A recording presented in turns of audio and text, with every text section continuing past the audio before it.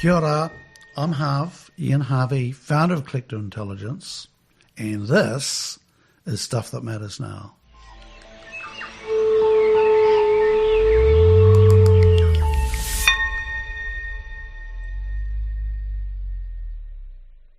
Nā mai, hoki mai, everyone.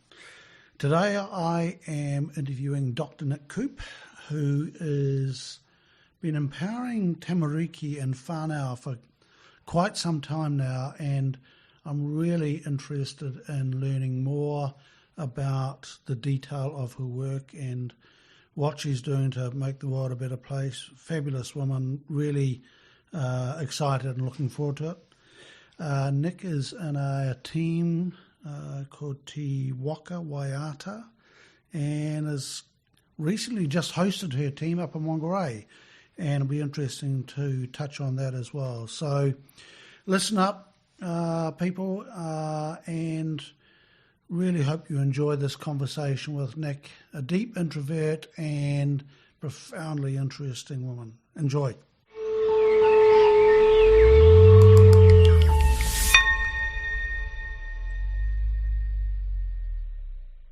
Welcome back, everybody. I've pressed go because I am with Nik Coupe this morning. Good morning, Nik. Kia ora. And I thought we're starting the conversation before I've pressed go, so I thought we better get going because I love talking with Nik. It's always interesting. There's always surprises, a few challenges, and Nik, I didn't think you'd say yes to this. There you go. Really? Yeah, I thought you'd deflect forever, but I've got you. You do have me. I do have you. So, Nik, thank you so much for your time this morning. We're in downtown Hamilton, and it is raining, and it is a lovely spring morning, and I'm really excited about what's going to come from this. I've asked Nik to prepare something for this, and she's gone, nah. So we are in free fall right now. So let's just kick off. Nik, who are you? Oh, kia ora have. Ngau mai, haere mai ki te whare o Kirikiriroa Family Services Trust. Welcome to our humble abode for our service that looks after tamariki within Kirikiriroa and the wider Hamilton area. Who am I? Well, I should probably do my whakapapa. So, kia ora koutou, ko Nik Coupe tōku ingoa, takatimu te wakaura ki te mauka waitaki te awa, ko kai tahu rātou ko te atiawa Ngāti Tō Ngāti Rangi tānei o koiwi, e mahi ana o CE of Kirikiriroa Family Services Trust. So, I'm basically from the South Island, cover most of the South Island, but have bones in a little place called Moiraki where the big boulders lie. I was born and raised in the awesome isthmus of Auckland and Tamaki Makaurau and raised in the far reaches of Northland, so I feel comfortable walking throughout Aotearoa. I'm also lucky enough to have adopted a couple of amazing twin boys, Richard and Javon, who are now coming up to 24 years of age. So that's a little bit about me, and that's the high level stuff. So ask away. Let's go free fall. How do you adopt twins? Well, you apply to SIFs at the time and you say, I'm really interested in raising some children and being a takatapui or a gay female. It was a little bit tricky without that magic sperm conveniently around. So applied to SIFs to do that, and I didn't actually think at the time that we'd be lucky enough to achieve that. However, they offered us a couple of amazing kids that at the age of 7 at the time were needing some support, and it came into both my partner and I's life back in the early 2000s. And getting over that hurdle of being a gay woman, is that for SIFs, was that a big deal? No big deal. We tried naturally and it didn't work, which I always say that my ovaries probably scared the sperm away. Gave them a hiding before they could land. Don't go there, bro. That's it. That's too tough. And so adopting the boys at 7, I don't know much about, I don't know anything about adoption, but is that old to adopt kids? Yeah.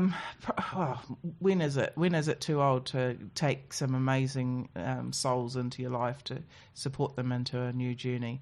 I don't think it's ever too old. And 7 was the offering, and that's what we jumped in with. I was also adopted, so grew up in a loving, amazing whānau that just loved and adored me and supported me in multiple different ways. So I didn't see any difference between adoption or natural giving birth. It's kids and it's looking after them. And Nick, were your parents Māori?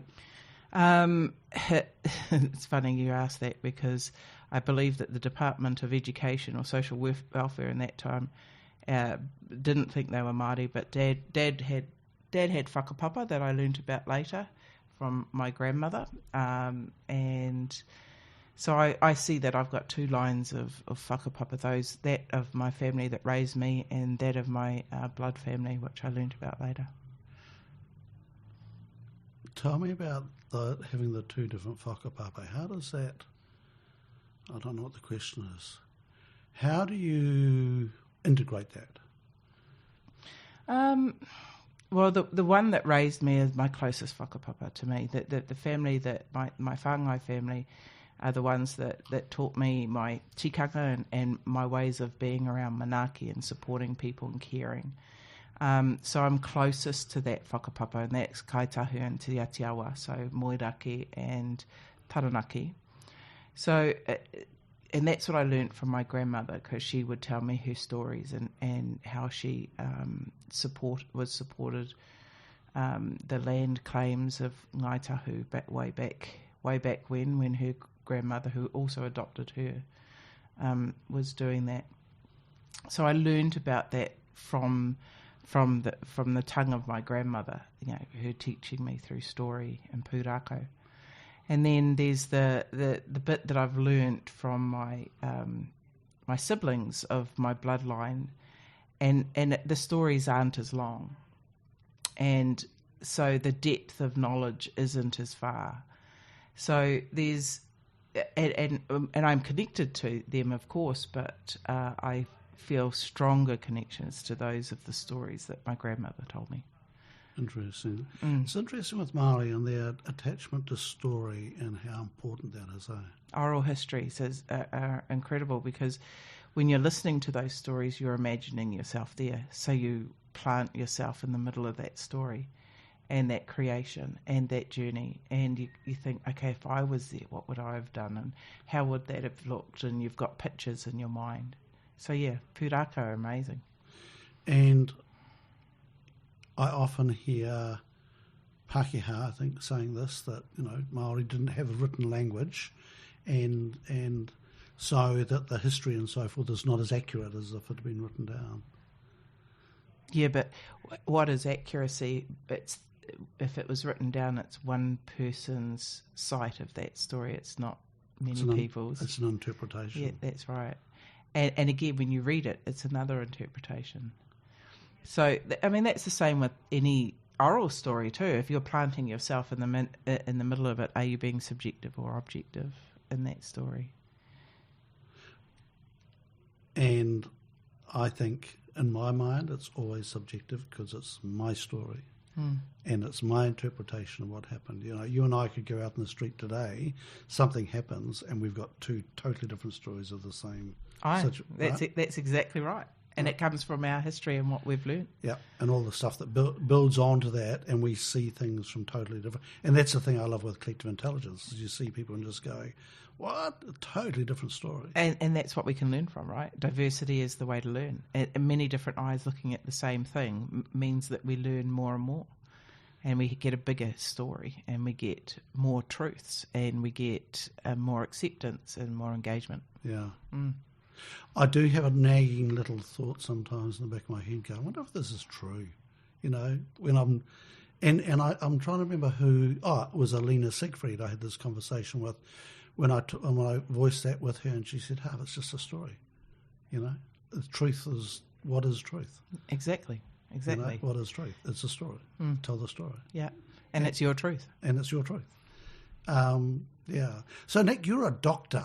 Yep. That's flash. It is flash, and I'm actually very proud of it. I'm usually quite shy about it, to be honest. But it shows that we have the ability, anyone has the ability to go on and keep doing more and more academic work and eventually come out with a PhD. It's a doctor of philosophy at Massey University, and it's a pretty purple book that has 500 pages with lots of numbers in it. And it's a research looking at whakamomori Māori suicide prevention. And in short, it was combining two types of methodologies together, that of kaupapa Māori, so doing things in a way that's acceptable for Māori, and epidemiology, which is the study of diseases, and the disease I chose was around suicide. So I interviewed 500 Māori between the ages 16 and 50. 250 of them had attempted suicide and 250 were community-based controls. And we just compared their two different answers. Same questions, 400 questions, and just and compared their two different answers. And basically the hypothesis is that Māori who are culturally alienated are more likely to attempt suicide. And unfortunately that appeared to be true at the end of the day. That's that story of those 500 people that we interviewed, yeah. And you came up with those questions? No, some clever people from other different countries put together a whole lot of screening tools, and I jammed them together. The cultural questions were put together from some work that Mason Durie had done a few years before I started doing the research, and looked at a sense of cultural security or sense of identity. And we used those key questions to determine how much identity played in suicidal behaviour. Have you met Sir Mason Durie? Regularly. He was my boss at the time, yeah. Tell me about that. Oh, I've got a funny story to tell about that. My grandmother grew up in Palmerston North and had my father there. And they ran in the same circles, and she said that Mason was one of the kids that she sort of babysat when he was a baby. So I have that story. But as a professor of Māori studies, an incredible man, a credible, humble man who I think at the time that I was doing my PhD had another 14 PhDs that he was supervising at the time, and running a Te Pūtahia Toi, the Māori studies unit in Massey, and writing several books during that tenure. So, yeah, an incredible, humble man that supported me to finish a PhD. That he said at the beginning, I don't really know much about numbers. And I went, we'll just read between the lines. And we got there in the end. Thank you very much, Mason. So, look, I've never met him. I've been in the same room with him, listening to him. I mean, he's just revered, isn't he? He certainly is. He certainly is. And, incredible mind. And something that everybody sort of, runs around trying to soak up as much information that he can give at any time. And, lucky enough, I managed to get to be one of his students to finish that PhD. Yeah, look, it's a fascinating thing. I'm fascinated with the guy because he, we have this Sir and Dame thing in New Zealand, right? And some of them, I go, what? Where's that? And I really don't like some of the sports people getting these knighthoods and so forth, and then they get interviewed on topics and whatever, and go, what the fuck are you interviewing them? What would they know? And so I've got a real problem with the whole Sir Dame thing. And then there are people like Dame Anne Salmon and Sir Mason Durie. I go, these guys are the real deal. Deep thinkers, huge knowledge, very humble. Our leaders. the ones that we want to follow, the ones we want to listen to, the ones we, hope that we can take the information that they give us and grow that into another space that will make a difference for our community and the people of Aotearoa. Yeah. And I hope we are appreciating them as much as we should be while they're alive, and soaking up as much as we can. Yep. Let's hope they can get out there and give us more. Yeah. Yeah. So Nick, the so this academia, has that always been a thing for you? It's funny you say that.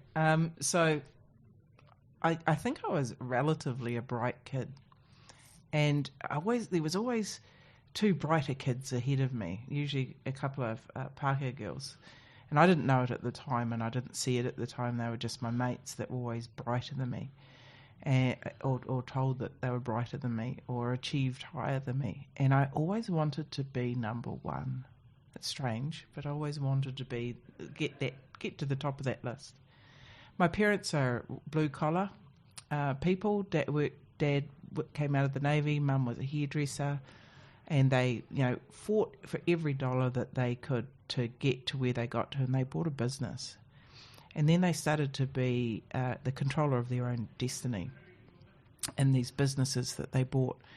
And, I grew up in that space and learned some of this stuff.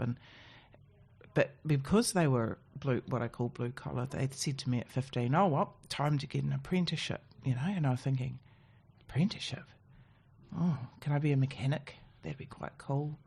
Hairdresser? Not so much, And I asked them to do another year at school. Can I do another year at school? Okay, you could do another year at school. And where were you living at this point? In Northland. I'd been to. During my secondary school years, I went to several different colleges in Northland. Bay College, Kaihau College, Kaitaia College, and Rutherford High at the time. And because we were shifting for different businesses that Mum and Dad owned. And each year I'd have to, can I do another year at school? Just because I couldn't probably think of anything of an apprenticeship that I'd be any good at or want to do. And I got through to the end of secondary school and still really didn't achieve as much as I thought or wanted to do. And a B+ student, eligible to go to university, and just went to university at the end of secondary school, and they were surprised, actually. Mum and Dad were really surprised that I was going there, and then just fell my way through a bachelor's degree, and then sort of fell my way through a master's degree, and then took off to the UK. Yeah, it just didn't find a job that I wanted to. I was working. I had plenty of jobs, but nothing that I thought, I'd really like to do that. So academia was just really not knowing what I wanted to do when I grew up. Just keep going. Yeah. And, because you do love your cars and motors. Yes. I grew up underneath vehicles and could strip a car and put it back together because that's what Dad and I used to do. So becoming a mechanic could have been an option. Yeah, could have been an option. For a little while. Well, you can do that on the side, can't you? When you're driving around in a Vauxhall Chevette that's falling apart all the time, you're actually being a mechanic all the time. And so why the UK? As far away from New Zealand as anyone could do. We're talking about early 90s. Everyone ran away at some point and went somewhere, and I spent a month in Bali doing not a lot and enjoying the sun, and kept going to the UK. I had some family over there, so somewhere to land, somewhere safe to land, and then just sort of for a year travelled around and became a nanny and got dreadlocks and came home and scared the living daylights out of my parents when I arrived because they didn't recognise me. Even without the dreadlocks, Nick, you can be scary. Oh, not to my parents. No, I'm talking about me. Oh, Harv. No, you can be. It's just there have been times I've gone, here we go. Yeah. It's you're an interesting mix, Nick, because, when you're smiling, you're quite appealing. Not, I don't want to be too gushy, but fuck, mate, there have been times you sat me on my ass and I'm going, this is, I feel, it's interesting. Poor Harvey. I'm not feeling sorry for you, no, mate. not at all. No, and there is a reason that I'm bringing this up, in that. So growing up, how did people interact with you, Nick? Because you do have a huge intelligence, which does come to the fore, and you're a very tall woman, and you've got quite a presence to you. How did that play out in places like the UK and so forth? How did people react to you? Oh, I was a kid back then. I probably wasn't. I was too much involved in what I was doing than what other people were doing or perceiving of me. I think, I'd like to think that I'm approachable, but I'm probably not. And it's an interesting question, because I often think about it myself. What is it about me that, I can do a number of different presentations, and people have to be, I guess, brave and courageous to come up and ask some of the questions that they ask, because some of the topics and some of the stuff I deal with is not easy. It's not easy topics. It's not easy kaupapa to talk about. So, when you talk about whakamomori or Māori suicide, you're talking about child sexual abuse or family violence or all the stuff that I love working in. It's not an easy kaupapa. It's not an easy topic for people to engage with. I don't know if it's so much about me it's more about the topics that I'm engaging with, and really pushing people's buttons, I guess, to think differently and do something different, which is quite challenging for some people too. So we'll get back to the work, but when you and I first met, we met on a course that Sue Johnson was running in the Wairarapa. Yes. Yeah? What was that like for you? A leadership course. Sue Johnson, well, she's also a mate of mine, so I had full faith in what she was delivering. But I do recall that there was quite a bit of emotions and emotional intelligence growth during that time for probably you and I. And the one thing about Sue, and I've known her for 20 odd years now, is that she will push you to a place that is uncomfortable. And in that uncomfortable space, you will learn and grow and be. And so that's something that's really important to me in myself and my own journey. And I hope that, whatever I'm doing is creating that environment for people to push themselves and grow and be and do something different. Yeah. So, yes, I think that was quite an emotional journey, that leadership course. And I've got to say, I didn't think we would end up being mates. And I just couldn't read you. And I know it was a difficult situation because of the training we're going through, right? So nobody sitting there is relaxed. But it was just like I could not connect. So this has been a fabulous surprise for me. Good. Yeah. Good. That this thing has happened. Yeah. Yeah, well, we learn from each other, don't we? Yeah. Mm. Nick, I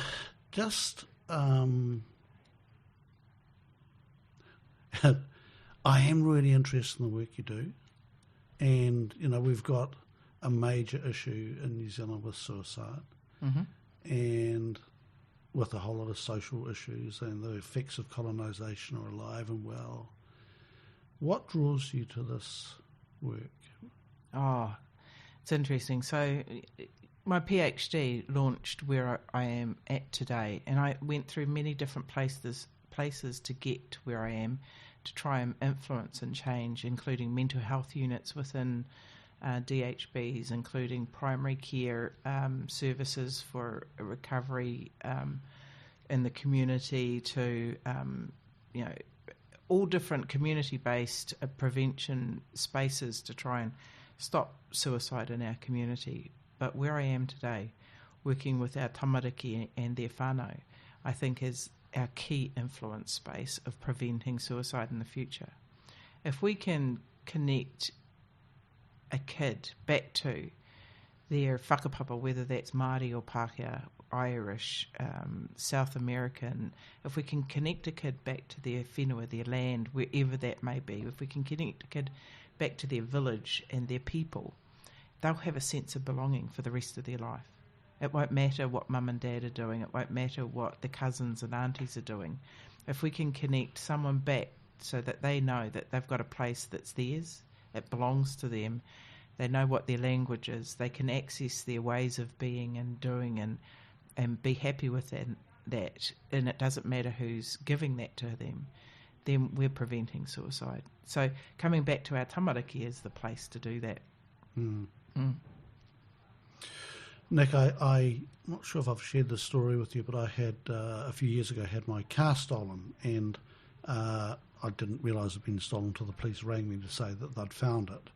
And they caught the kids that were doing it and got my car back, and it was all good. And then I got a letter saying would I want to join in this restorative justice process. And I almost said no. I thought, I'm fine. But I did. And it was a stunning journey because, first of all, I went into the space and met the young man and his mother and his sister were there. And the stuff he'd been up to, he was 13, and the stuff he'd been up to was phenomenal. And anyway, we ended up becoming friends, and he actually came to Kate and my wedding, and because at the end they said, because at this restorative justice thing, and he's sitting there and he's got his cap on, his head's down, and they're telling all the stuff he's been on. I thought, man, you've been busy, And they call me Mr. Harvey and said, right, Mr. Harvey, is there anything you'd want to say? And I thought, what am I going to say here? The kid's being bloody beaten up, and I'm going, he doesn't even more of that. And so I said to him, mate, why'd you steal a Hyundai? And his sort of cap came up a little bit, and the cops are looking at me going, what's this? And I said, do you pick up any chicks in it? And he went, no. I said, mate, stink car for picking up chicks, And now he's looking at me, and we started having, a conversation. And what was interesting, his father had died a few years before, and mum, her health wasn't that great, and she was struggling. She had 5 or 6 kids, and then at the end of this process, they said, right, we're going to bring them into the Big Brother, Big Sister program or whatever, but they didn't have any big brothers. And, so I over to the cop and said, I'm happy to put my hand up to be a big brother. I said, I'm not Māori, but, but I'll be his brother. And we ended up with this wonderful relationship, and we got him back into school, and he is a lovely young man. And my frustration is that we could not compete with the mongrel mob who moved in and supported the family, and we lost him to the mongrel mob. And he still comes round at the office from time to time, and he'll be wearing his gear and so forth, and I tried really hard to get him to understand his whakapapa and to try and understand it's such a exciting phase to be young Māori and all the stuff coming. Yeah, and we just couldn't get him there. So what happened for him is that while his natural whakapapa didn't come forward, an unnatural whakapapa did. There's one thing about our gangs, not the ones that are coming in from Australia so much, but the ones that are coming, that have been born and raised in Aotearoa, is that they know their whakapapa. They know their iwi and their chapter and their hapu and what region they're from. They know their reo, they know their haka, they know the things that ground them and who they are. They have a really strong cultural identity. So when that's in your face and it looks great and it smells great and it tastes great and all your senses are stimulated by the gangs and their sense of belonging, and your natural whakapapa, your blood lines are not in your face, they're not close to you, they're not coming to gather you up, they're not feeding you kai, they're not making sure mum's okay, they're not around you, then how do you, the competition is what's in front of you. So, I can see why he would go the way he went, because all of that immediate satisfaction was there for him and his family.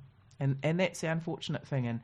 And one day I hope that we have our iwi and hapu are strong enough to stand up and actually say, here boy, here's the stronger place to be. We're going to look after you. We're going to give you your whakapapa. We're going to give you your whenua. We're going to give you the kai that you need in your belly. We're going to give you the warmth over your head and give you a place to be. So hopefully that as our iwi and hapu get stronger and stronger, that's going to be a more natural option than the one that's in front of you. Yep, and I agree with that, Nick. And what was interesting was it didn't matter what effort we put in, the gangs were there all the time.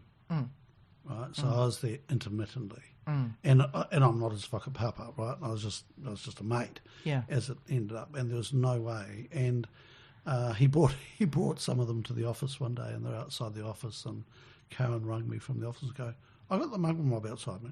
I went, oh yeah, is so and so in there? And he went, yeah. I said, you're fine, don't worry. He's just he's just letting me know that he's his family. Yep. Yeah. And I said, you're safe, don't worry, it's all, and she felt really intimidated by it.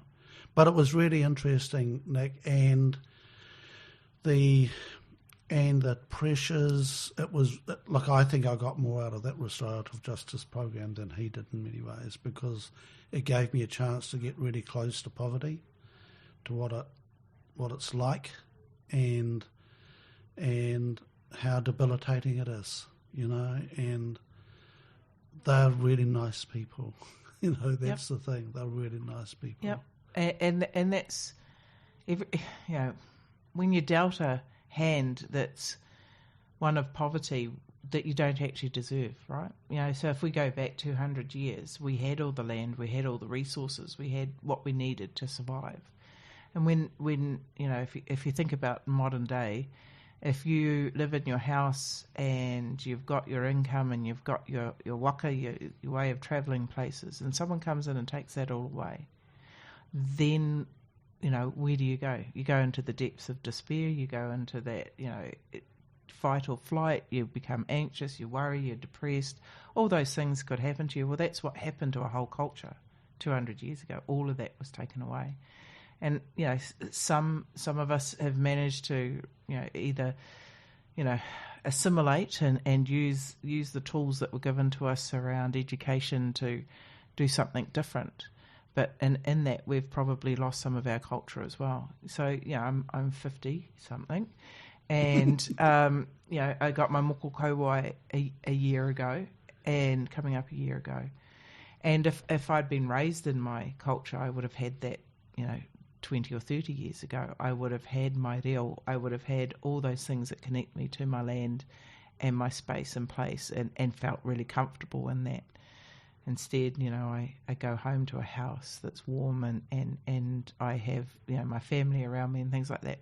But I have, it's not so much I've sacrificed my culture. I haven't been given that from the time I was young, because my parents, the ones who raised me, had that removed from them as well, because my grandmother had been, slapped over the hand as a kid when she spoke the reo at the age of 5. So decided that, being Māori wasn't the greatest thing in the world to be, and therefore found the whitest man she could to marry so that her son could be the whitest boy that he could be, and grew him up to be a Pākehā. And it's funny though, but within his genes, everything about my dad was about manaaki and caring. So even though he was raised, went Navy, did all those things, he inside of him, the core of him was Māori.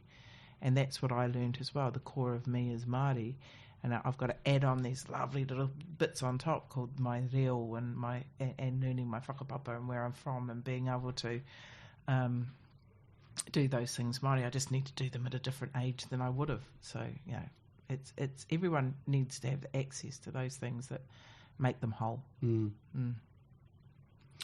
Nick, my biggest learning working with this young man over about maybe 5 or 6 years was the effects of a home that was damp and overcrowded, and the effect on his health, and as a result, didn't go to school as much as he would have liked to.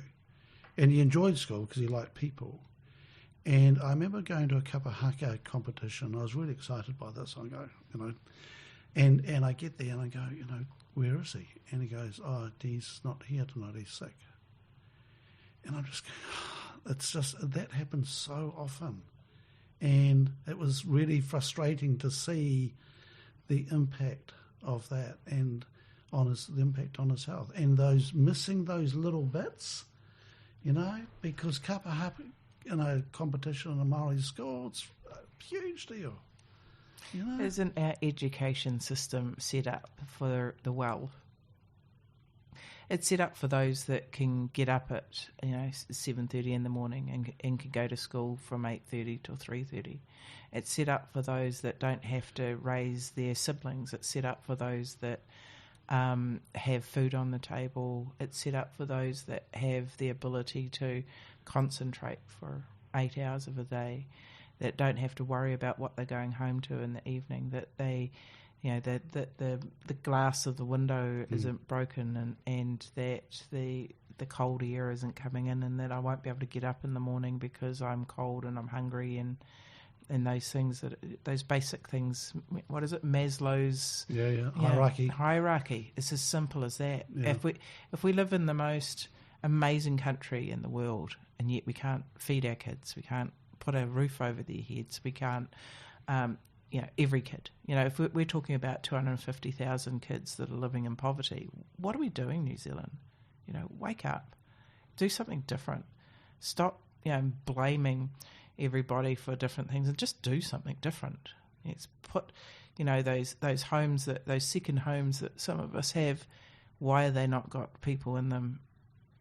Why are we housing people in those sorts of places? Don't they deserve better? Don't we deserve better? There's only 5 million of us. That's the size of Sydney. For goodness sake, stop doing what we're doing and do something different. And we waste 40% of the food that we consume. All of, it's just, it's quite interesting, isn't it? Just do something different. Stop, turn off the money tap and turn on the humanity tap. And actually start thinking about, why is that kid out there with no shoes on and it's raining today? So I go back to that restorative justice program, Nick, and I've often thought, what could have we done differently to get a different outcome? And I don't feel guilty about it. It was like, wow, we didn't even come close there, right? That system is not set up to restore any justice, because the poverty and the structure of everything that's out there at the moment is set up for the well. Like I just said, it's not set up for those who are not well, who are not doing okay, who don't have food in the cupboard, who don't have money in their pocket. Yeah. It's not set up for that.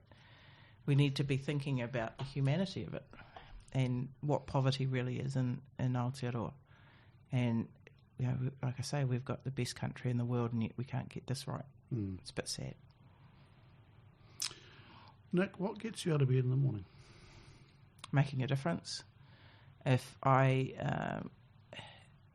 can come to work and make a difference for one kid out there, we've got 1,200 kids on our books.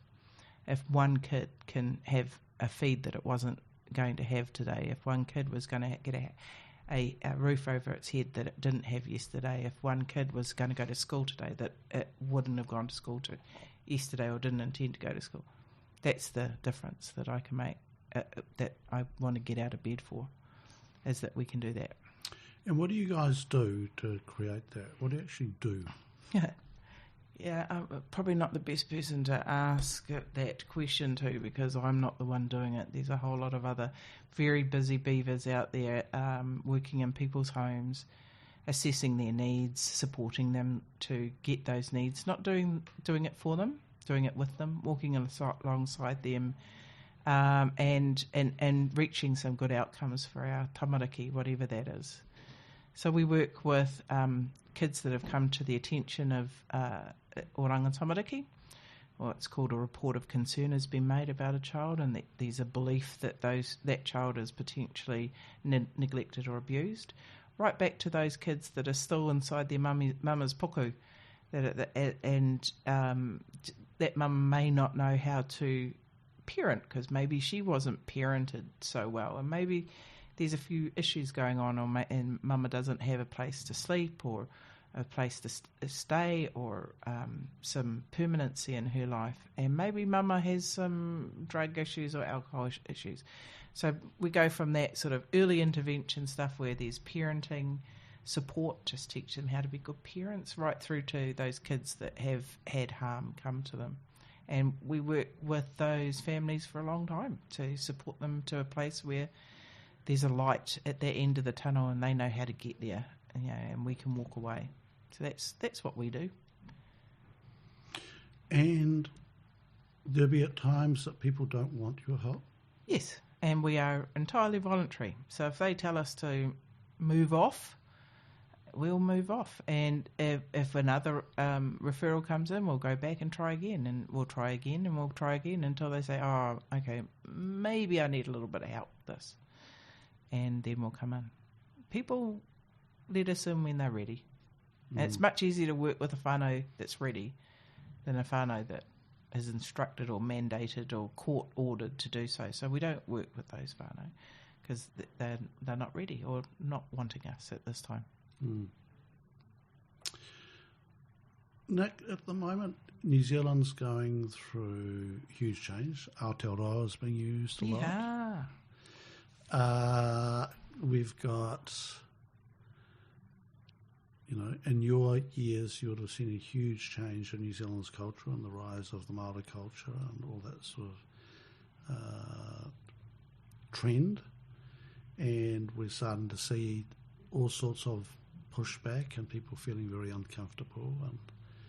And some people, they've just noticed it and they think that Jacinda started this and it's her idea. And I'm going, oh, we've been asleep for a wee while. And there's also a lot of fear out there, Nick, around the co-governance and Māori are wanting to take everything over, and we're going into an apartheid system and all that sort of, Also, there's some really interesting commentary going on. What are your thoughts on that? Isn't it interesting that it's perceived as a takeover when all the kōrero, all the talk is about partnership? The true meaning of Te Treaty is about self-determination. What person wouldn't want self-determination irrespective of what ethnicity they are? Equity and equality. Well, what person wouldn't want equity and equality irrespective of what colour they are, or what race or what ethnicity they come from? Why wouldn't we want to share that governance in a space and a place that we all believe is ours?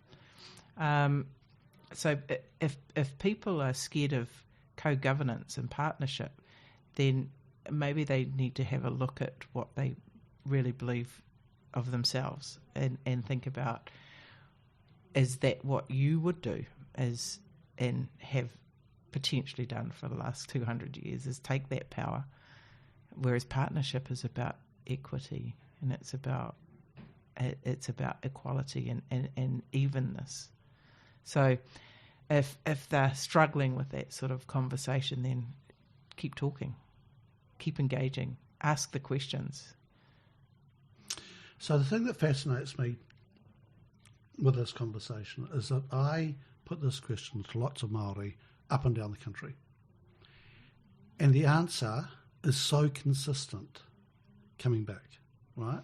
Almost not verbatim, but the sentiment is so consistent, which I find really interesting. It's like it's in your DNA. I think we've got ways, and we have had ways for hundreds of years of coming together as different people or different tribes, and we've got a process in place. It's called the pōwhiri. It's our way of engaging with each other when we come with different topics, when we have different kaupapa. And if we use that in the way we engage, in the way we do things with that has a common purpose, then we'll get to the same place at, maybe different times, but maybe the same time. And what I'm trying to say is we all want Aotearoa to be a place that we love being in, We want it to advance. We want to make a difference for all our people. We want all our people to grow and be be happy, so, and wealthy and healthy and wise. Why would we not? Even though we've got different ways of coming at that, why wouldn't we value those two different ways and bring them together? You know, if a Pākehā way of doing things is commercialisation and a Māori way of doing things is through wairuatanga, why would they not benefit each other to grow and be and get to the same purpose? What's the threat? What's the worry? What's the concern? You know, what are we losing? Or reframe it, what are we gaining? And, you know, I don't think there's any Māori out there that would not say that, you know, we value commercialisation too. Yes, we'd like to pay off our bills. Yes, we'd like to have a mortgage paid off. Yes, we'd like to get to our retirement where we leave something to our kids. What's the threat from our partners around saying, well, if we bring the wairua and the manaki and all those yummy, juicy Māori ways of doing, what are we losing? I don't think we're losing anything. We're gaining something. So reframe. Left field question. Oh, yes. Here we go. Down the rabbit hole. What would New Zealand look like if the treaty had been honoured? Well, I think we wouldn't have a deficit view of the way health is, education is, corrections is, policing is done. I don't think we'd have a strengths-based approach. I think we'd be looking at ways of doing things that's restorative rather than punitive. You know, we'd be looking at health from a hauora and a well-being and a way of doing things naturally rather than this is the disease you got, we're going to treat it this way. Well, actually, let's look at your whānau, let's look at the holistic approach to things. Education could be looked at more as learning rather than educating and being structured, and educational growth can be looked at in a different way than sitting in a classroom for 7-8 hours a day having some person up there telling you what you need to know in your head or how to get that information in your head. Learning could be done in the ngahere, in the bush or on the sea or in the space that you feel great, and we could have a totally different way of being. I would think if 200 years ago we could have done that differently and actually, you know, carried on that way. I've asked that question to a dozen people, Nick, and that answer is a ripper. It's just a different answer. No, it's because a lot of people. What was interesting is that I thought it was a fabulous answer because it was really concise and yeah. But I think it's something for us to consider, that what was possible if we had honoured the treaty, and I use that because in my mind that's where we're heading to. I really hope so, Harv. I think that's, you know, if I get to be a queer in my old age with my walking stick, is that I'll be going to a different education system, that I'll go to a different hauora or health system. I will be going to a different... things will be different, you know. Things will... everyone will be housed. No one will be living in poverty. And I don't think that's actually too hard to ask. That no kid will be born into a space where there's no food in the house. Yeah. Because the whole community will know that whānau is struggling, and that whole community or that whole village is actually supporting them out of that. I think that was what happened in the 50s. I don't know, I wasn't there. But, you know, it's kind of like it's that community that came around and rallied and supported that whānau. It's not an agency that's doing that. I'd like to see an agency like this, and I hope my board's not listening, but doesn't exist anymore or is not needed anymore. Is that we're all just part of a community that looks after each other. Look, I've heard Deborah Manning say that about Kiwi Harvest, which is a food rescue, and she said, you know, ideally we'll be out of business within 5 years. You know, that's our aim. And that hasn't happened. It's actually gone the other way. It's increased. But she said that's what success looks like, is for us to be needed. And, we've got a long way to go, and COVID has exacerbated that. COVID has brought out what was hidden. It's made it be in front of people's eyes, that for those of us who weren't seeing that before, the poverty, now it's visible. That's what COVID did. So tell me, what other changes do you see that COVID have brought out? I'm not sure if I should say it. I think we have a failing health system, and it was proven. Actually, I think we have a structural. I'm going to reframe that. We have a structural system that has failed us in many different ways, and COVID has shown that to be more apparent. So when some of our agencies decided that they would retreat to their homes and not work with the people front line, it was the community providers that were in there and still in the homes and risking their own people to go in front and be with the families. We were the ones giving out the food parcels. We were the ones making sure that they still had the money coming in their pockets so they could go and pay the bills. We were the ones supporting whānau to get what they needed. Meanwhile, the state agencies retreated. So what COVID did was show that, in actual fact, community can do what community does do every day, and maybe the state agencies aren't as needed as much as they think they are. And we've got the beginning of the Māori Health Authority. Iha, go Rihanna. And it's going to be interesting to see the impact of that.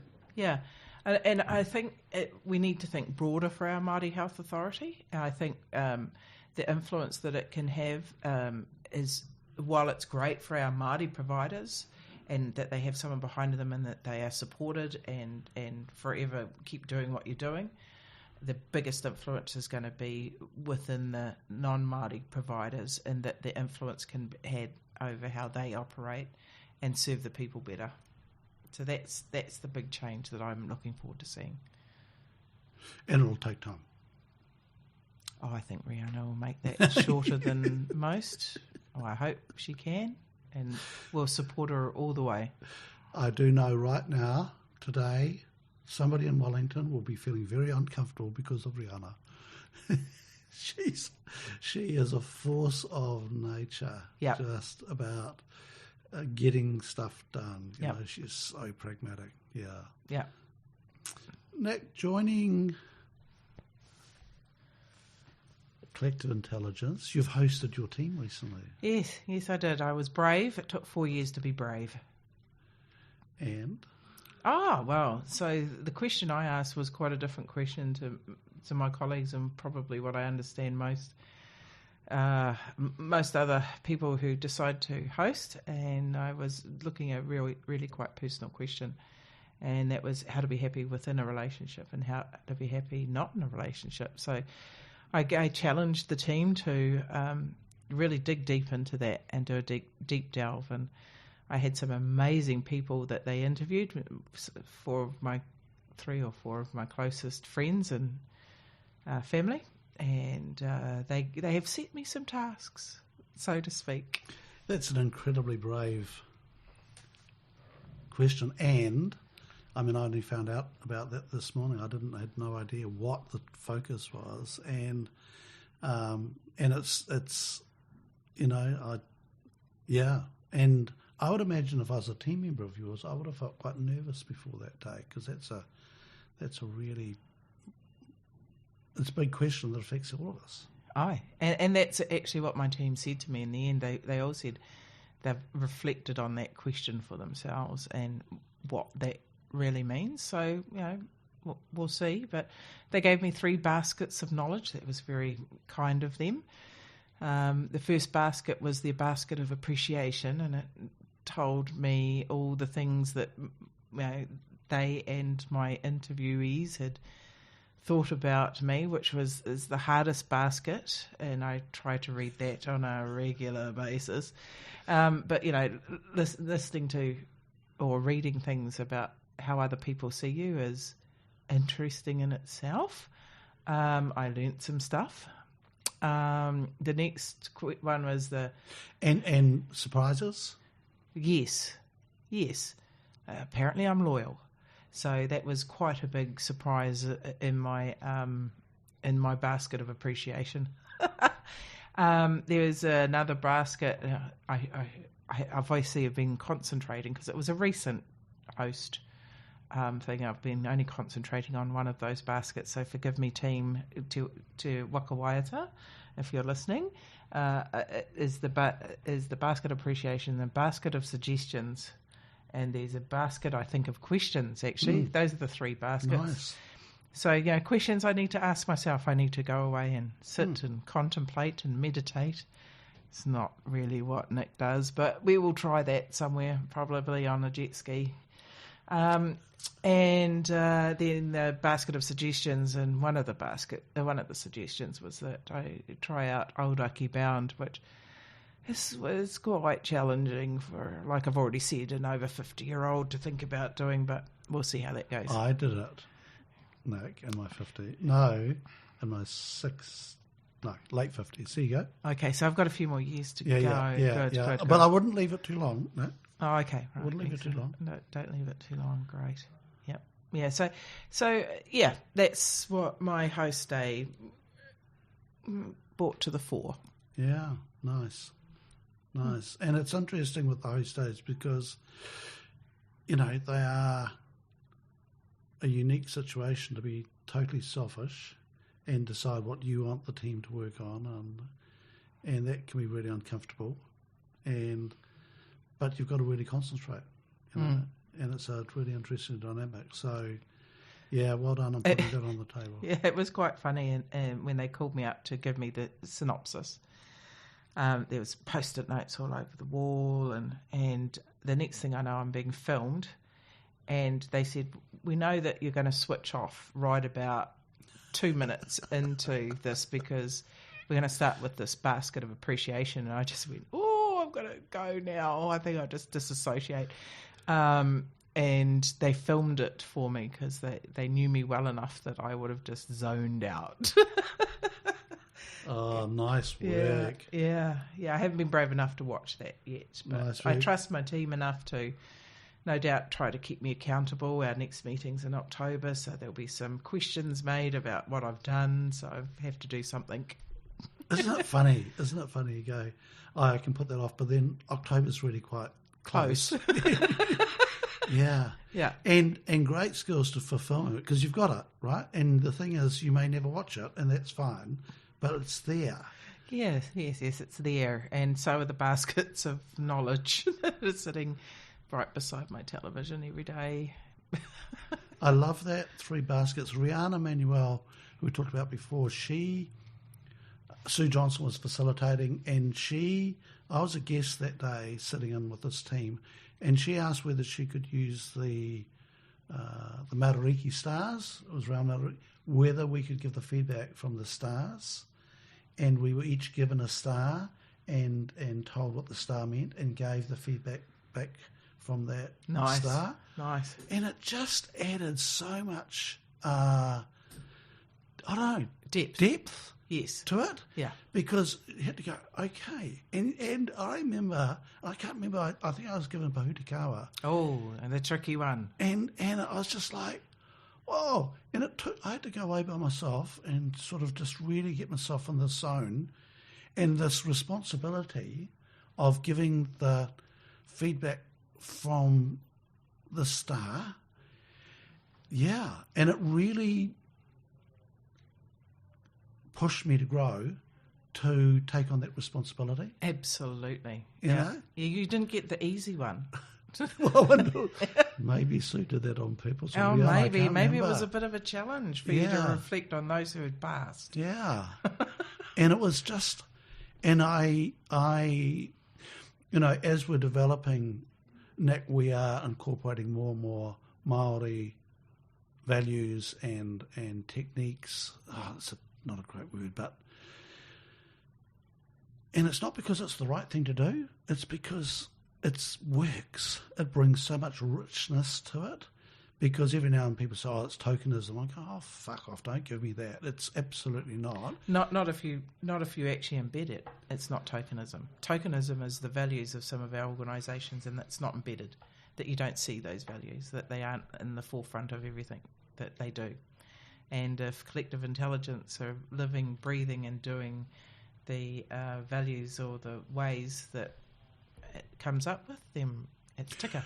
And we're not yet, Nick, but we're not living and breathing it, but we're moving in that direction. It takes time, right? Yeah. It takes time to learn what that means. Like, you had to go away and reflect on what Pahutakawa meant, just in that day. Yeah. So for every one of those words, there's depth and there's meaning and there's ways not to do things. So, yeah. And I had a session yesterday with this wonderful wise man who has worked with Māori for a long time. He's Pākehā, Rob McGowan, and I'm going back there to learn more from him around natural Māori medicine and the trees, and and it's another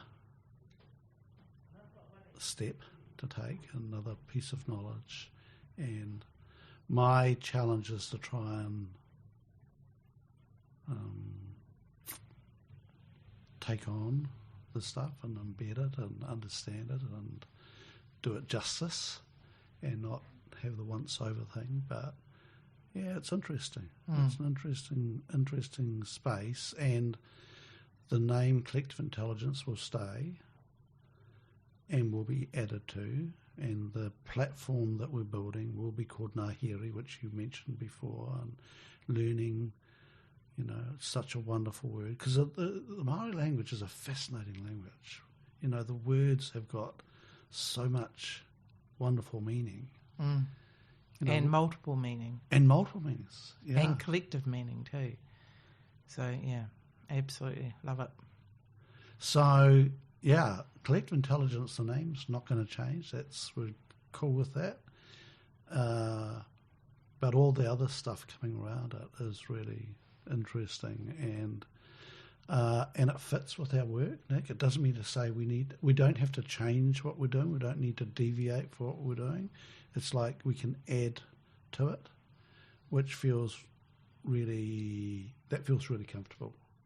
Right, going, no, we don't have to chuck all that stuff out. We can keep that, right? We can keep that, and keep then the we good can stuff. Keep the good stuff, and then we can add this other stuff around it. Yeah, yep. It's fascinating. Love it. Awesome. Nick, what have we not talked about that you'd like to put on the table? What haven't we talked about? Yeah, we seem to have talked about everything. We have not. I think we've covered everything. We've solved New Zealand's problems. What would your collective intelligence team be saying now to you to put on the table? There you go. Oh, I know what they told me to do.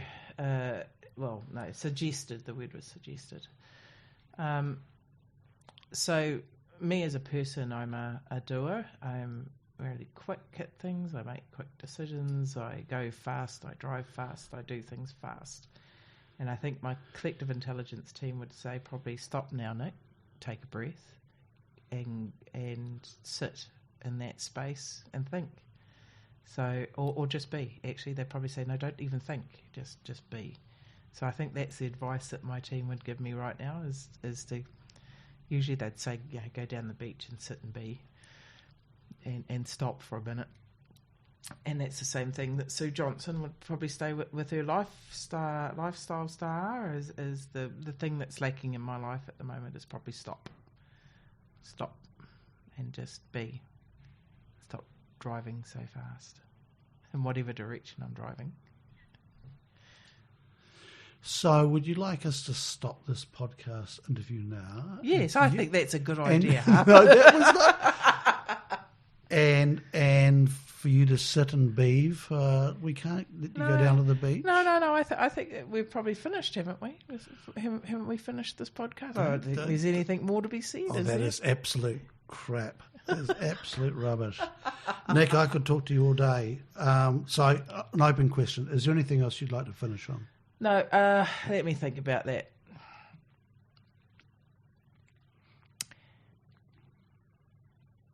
There's probably quite a bit to be said to individual people, and if I had the ear of Jacinda at the moment, I'd say keep doing what you're doing, listen to the people, come out to the community. If I had the ear of our community at the moment, I'd say ask for support if you need it. We're here for you to tautoko, but you've all got the answers. If I was to speak to our Māori leaders at the moment, I'd be saying it's time to live the dreams, the moimoia of our ancestors, and put them into place. And if I was able to have the ear of all of our Pākehā colleagues, I'd say it's okay. It's going to be okay, and we'll have a better New Zealand for it. So that's what I've got to say. And let's not forget the tamariki. Go play, have fun, and grow. And with that, Nick, thank you so much for your time and for agreeing to this, and keep up the good work. Thanks, mate.